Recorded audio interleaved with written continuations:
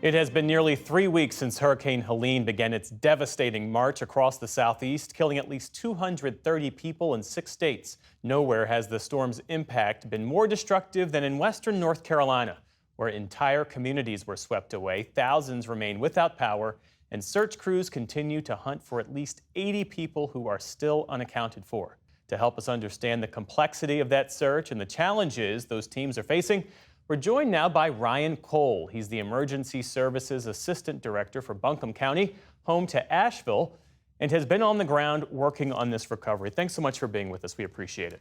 Thank you, Jeff. Thank you for having us. How is the recovery process progressing, especially this process of trying to find the people who are still unaccounted for?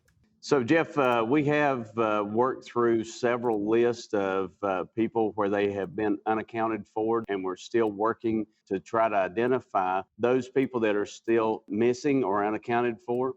And as we do that, then we are doing targeted searches in specific areas where the high probability that we might be able to locate any of the victims. Whenever we go out, those targeted searches include removing large amounts of debris and working through hazardous materials and other items to be able to try to work through those piles to get to victims that might be in those areas. Paint a picture for us of the challenges facing your team. How destructive was Helene to Asheville and Buncombe County? So we had some significant destructions down the watersheds through the river valleys. From flooding, we had significant damage there throughout the watersheds as it took out the sides of the hills.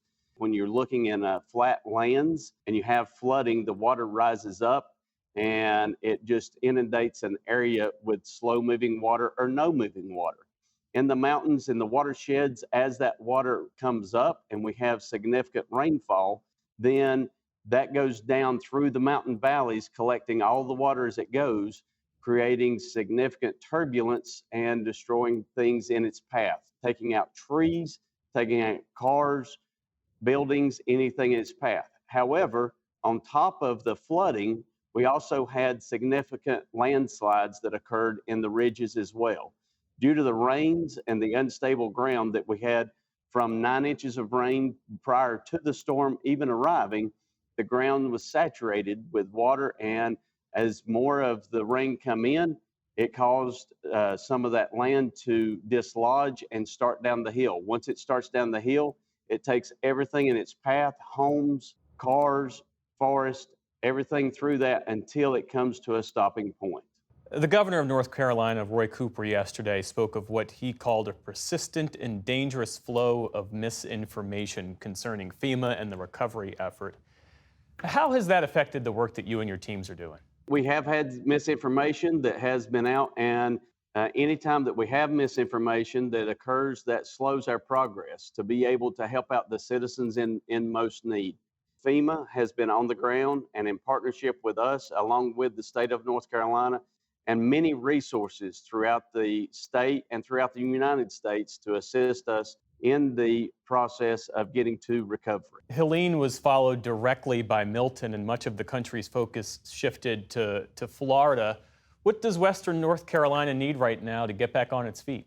The first and foremost, the greatest thing that we need is to remain in the thoughts and prayers of the people across the United States. That's the greatest thing that we can use right now. But the biggest thing that we are facing is the infrastructure that we have lost. The power companies have done a significant job in Western North Carolina in restoring the power.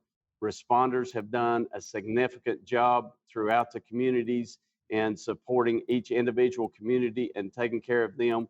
We've had volunteers that have supported through donations and getting things out to the community to support those people.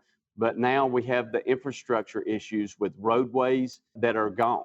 Many roadways are built along sides of the riverbanks, and those riverbanks, as they flooded, they took out those roadways, and it's going to take quite a while to build that up. I know a lot of people are looking; they want to do something, they want to give. So the one thing that we ask is, if you're looking to give, look for those monetary donations that you can do to some of our partnering organizations, such as United Way, but continue to give us your thoughts and prayers in this community and the support that you have given us so far. Ryan Cole, thanks for your time this evening, sir. We appreciate it. Thank you.